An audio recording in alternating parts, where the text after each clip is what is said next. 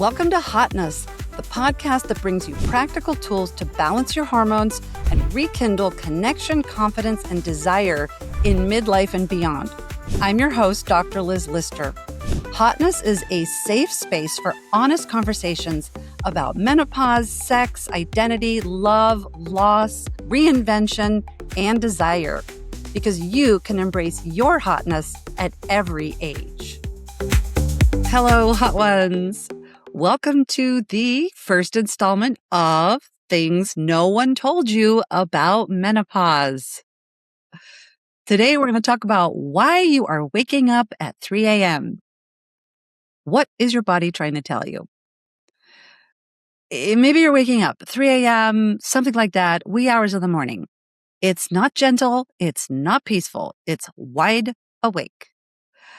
Staring at the ceiling, questioning your life choices, maybe questioning the person sleeping next to you who annoyingly is sleeping very soundly, maybe even snoring. If that's happening to you, you are not alone, and you're definitely not broken. You just have hormonal changes happening. This is one of the most common things that I hear from women in midlife. I fall asleep okay, but then I wake up in the middle of the night and that's it. Cannot go back to sleep. You've got that frustration going on. And I've had this thought myself. I wrote a blog long ago called Sleeping Like a Teenager, meaning I used to be able to sleep when I was tired, go to sleep, stay asleep. And then, of course, the next day, maybe you're tired and wired. Maybe you're having cravings, sugar cravings, maybe you're a little irritable, and you're wondering if this is just your lot in life from now on. It's not. But we do need to talk about what is actually going on. As we approach midlife, hormones start to change. Sleep is one of the first ways that it can show up. The first hormone to decline, I have always said as early as our 30s, but I'm seeing it younger and younger, is progesterone. Progesterone is the body's natural calming hormone. Calms the brain, soothes anxiety, helps with sleep, helps your brain settle. It helps you fall asleep. It helps you stay asleep. It's your internal, everything's fine, we can go back to sleep signal. And then perimenopause, that starts to go. Your brain might become a little more alert, a little more sensitive. It can wake up a little more easily. Then we start to have estrogen changes. Estrogen helps to, among many other functions, regulate body temperature. So when it's fluctuating, it doesn't actually have to be low. It could be high, and it could be fluctuating between high and low, up, down, up, down. I call that the stock market phase. Estrogen is fluctuating, and your body might be more likely to overheat. Usually what's happening is the sleep center is disrupted first, even before that you feel the hot flash. So now we have a brain that's easier to wake up and a body that is less comfortable while it's staying asleep. Kind of a perfect storm, if you will. Another hormone cause of that 3 a.m. wake up is cortisol. Cortisol is your hormone that says, let's go. In fact, maybe you're making your body push and you're telling your body, let's go, even when it's tired. Cortisol is supposed to naturally rise in the morning and then to fall off during the day and be nice and low when you go to sleep so you can fall off to sleep. Then it's supposed to rise again when you wake up, not in the middle of the night. So in midlife, the cortisol rhythm gets a little creative. And then your body says, hey, all right, it's 3 a.m. Let's think about everything we've ever done, all our life choices, and all the things on our to-do list that we haven't done yet. Now you're awake. And it's not a good awake. It's just awake. So why didn't anybody warn you about this? Now, for a long time, women are just told, oh yeah, you just get less sleep as you get older and your sleep gets worse as you get older. This is not only unhelpful, it's not a complete explanation. It isn't just aging. We always want to get rid of that word, that J word, the word just. It's not just aging.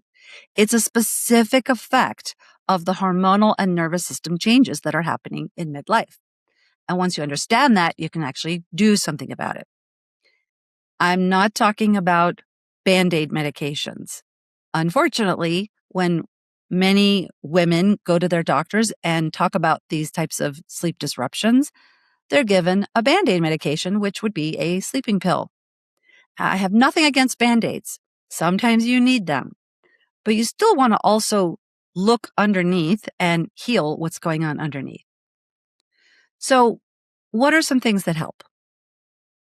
Number one, you've heard this one. Calm your nervous system before you go to bed. We also refer to this as sleep hygiene. And as I always say, this is the part that I cannot help you with. These are the things you've heard. Lower the lights, get off of your screens. You need to signal to your body that it's safe and that it's time to power down, literally, as well as in your body. Another is with what you eat and the timing of when you eat, because blood sugar normally drops while we sleep. That can also be associated with that middle of the night cortisol spike.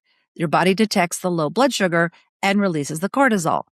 So you don't want to go to bed starving, and you also don't want to eat too close to when you go to sleep. A lot of people say 3 hours from your last meal to when you go to sleep. I have had good experience with that timing interval, but I'm not always able to do it. So it's very individual, and I encourage you to test it out. And again, don't go to bed starving, and don't go to bed just having eaten your last big meal of the day. Another is alcohol. We have to be honest about alcohol. I know. It seems like it would help you fall asleep. But here's what's actually happening. As the alcohol level rises in your blood, it has that sedating effect, and you feel sleepy, and maybe you do fall asleep. However, while you're sleeping, your body is processing the alcohol, and as the alcohol level drops, it is a stimulating effect. This is why one of the basics of sleep hygiene is not drinking alcohol, at least not anywhere near bedtime, and definitely not to quote unquote help with sleep, because it doesn't. So if you're having that middle of the night waking, alcohol could be part of the story. Another area, of course, is to look at your hormones. Progesterone might be low, estrogen might be fluctuating, sleep will be affected. Average age that women go into menopause is 51 years young.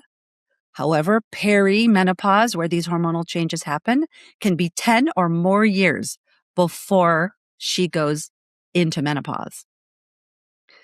So this is where individualizing the hormone support can make an absolutely huge and essential difference. So if you're starting to realize that you may have hormones related to your sleep issues, that's what I created the Midlife Guide that you can find in the link in the show notes. You can download it anytime, our free Midlife Guide.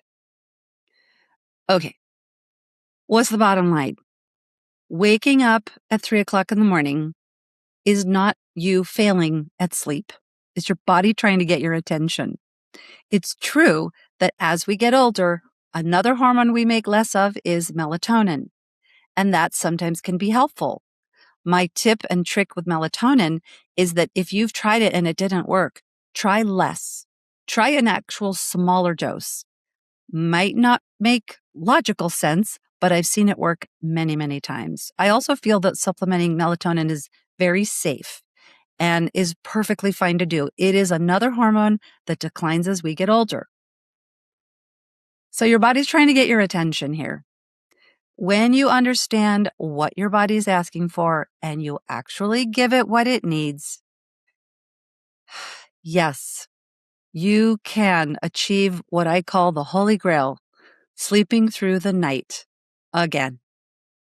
I'll look forward to another segment coming soon of Things no one told you about menopause. Thanks for listening to Hotness. Help more women find these practical tools by liking, sharing, and following the show, as well as leaving a review.